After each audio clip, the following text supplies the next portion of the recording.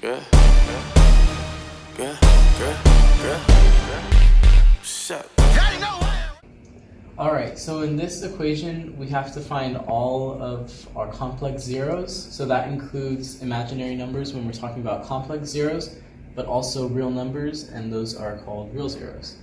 So to identify how many we have, we first have to consider the max number of zeros there would be.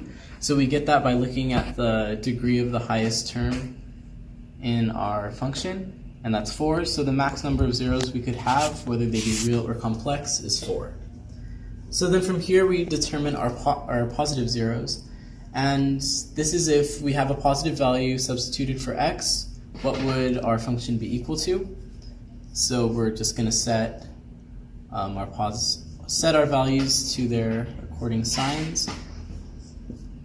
And according to the Descartes rule of signs, it says that whenever there is a sign change, it means that there is a 0 in between the values. So between positive 50x and negative 75, there's a sign change, which indicates that there's 1 0. For negative zeros, we're going to be substituting a negative value in for x. So this means that whenever you have an even degree term, your sign will stay the same. But if you have an odd degree term, like this one, 2x to the power of 3, it will be a sign change. So in considering this, we'll have positive, negative, positive, negative, negative, which means that there will be 1, 2, 3 sign changes. But this doesn't mean that there is 3 positive zeros. There could be 3 or 1, and that's 3 negative zeros, I mean. And that's because imaginary numbers always come in pairs.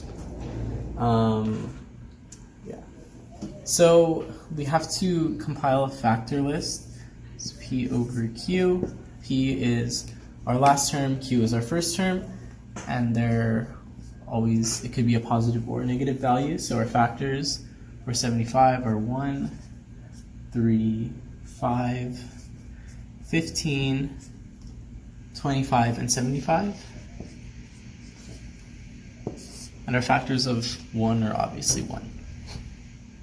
So then this means that our values could be 1, 3, 5, 15, 25, or 75. And they could also be negative values as well. So starting with our smallest, we're going to use positive 1. Not our smallest, but our most simple term. And we're going to use synthetic division to solve this.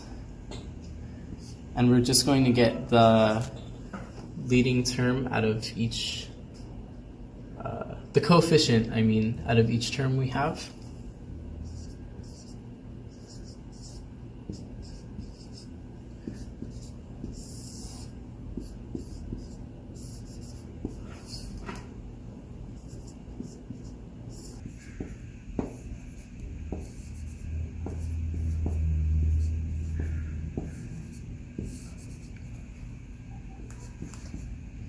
And because we have a remainder of 0, that indicates that x equals 1 is a factor of this equation, and that would be our positive 0.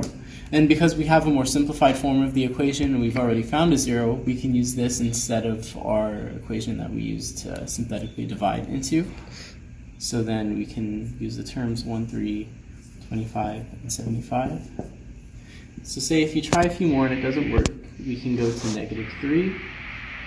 And then solve from there.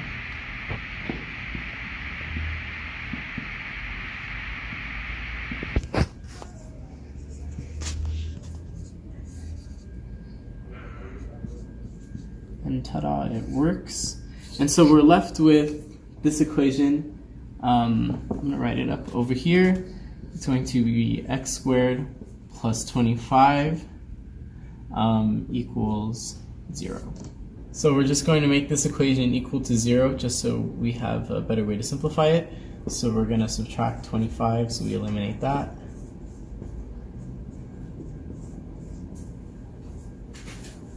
And so because it's a negative value, and if you square a negative value, you get an imaginary number, And if we were doing real zeros, this would be impossible. However, because we're looking for complex zeros, which includes imaginary numbers, that means that we have to do this as well. So because putting a square inside a square root, it's going to cancel out. And finding the square root of negative 25, we know that the square root of positive 25 is equal to 5, but because there's a negative, that means it's imaginary. So our x values are both negative 5i and positive 5i, and when we multiply them together,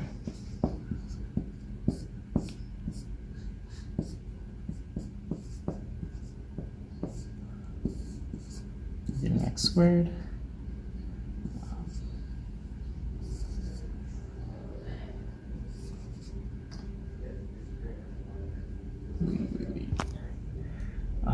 let's see. Am I good? Mm-hmm. Okay. So because we're having a positive 5ix minus 5ix, these two are going to cancel out. And when multiplied together, negative 5i, this would be a positive 5i. Negative 5i, when multiplied together, they will equal 25. And so we get back our equation, x squared plus 25, proving that these are true.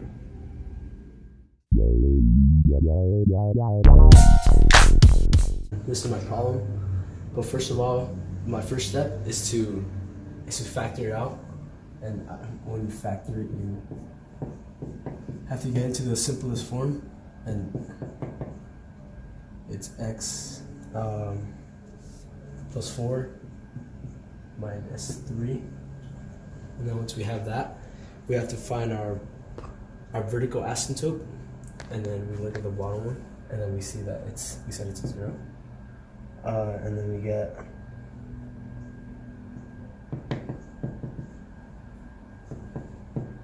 so then our vertical asymptote is going to be negative 2.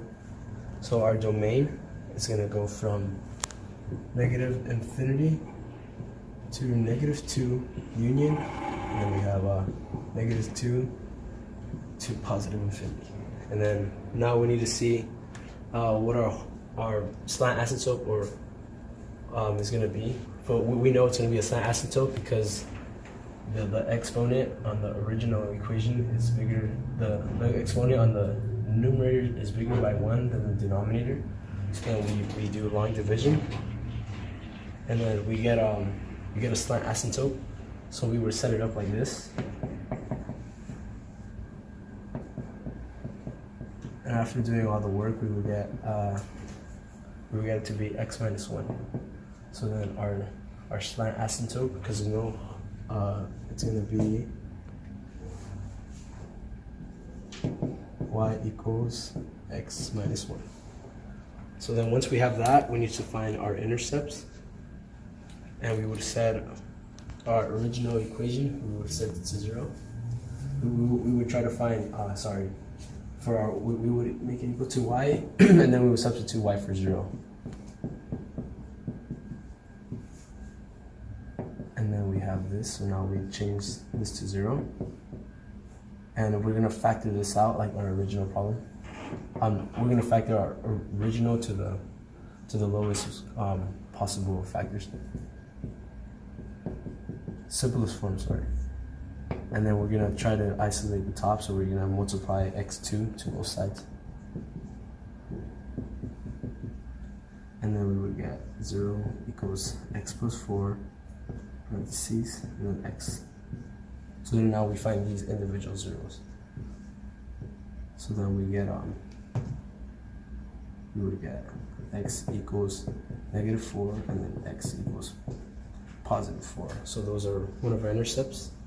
And then now we find our y-intercepts. So we would get, we would set all our x's to 0. And then after that, we would get the numbers, we would get 6.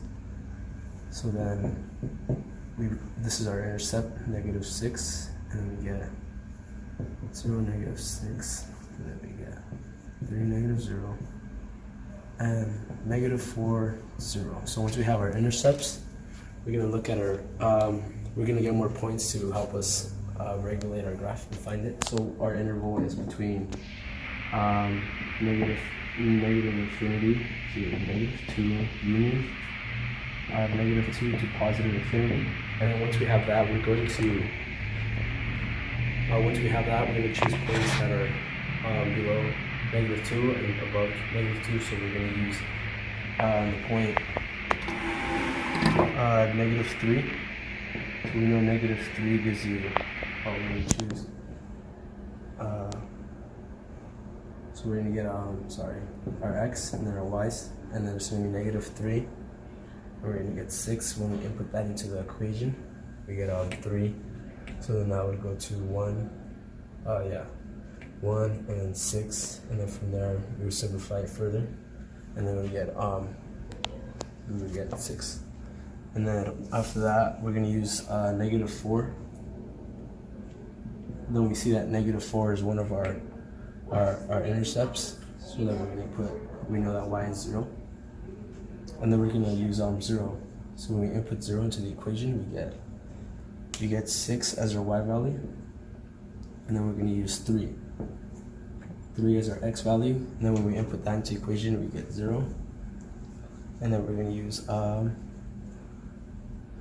8 for our last one, and we get 6. And the equation that we input it into is this one, the more simplified version. But here would be x when we input all our x values into that.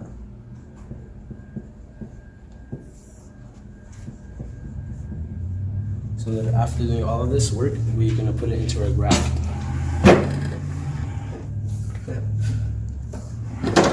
So we know our slant asymptote is at x negative 1. So we look at our slant asymptote and we plot it. I like to plot it first.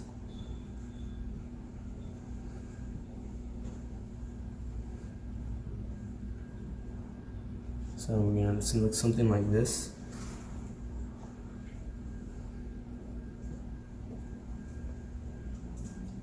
I like to make a dotted line, and then after that we're going to get our vertical asymptote, and it's at our vertical asymptote is at negative 2. And then we're going to plot our points, which is the first one. It's negative 4, 1, 2, 3, 4, 0. And then we're going to get negative 3, and it's positive 6.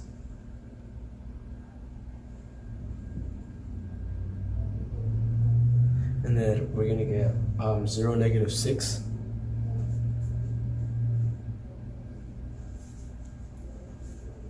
And then 3, 0. And the last point, it's going to be 8, 8 and 6.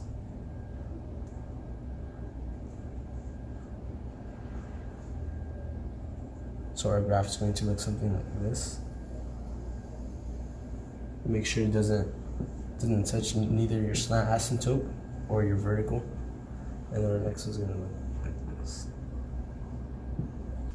So then now for our range, it's going to be negative infinity to positive infinity.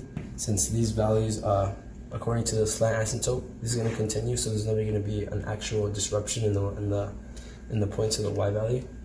So that's it. Thank you.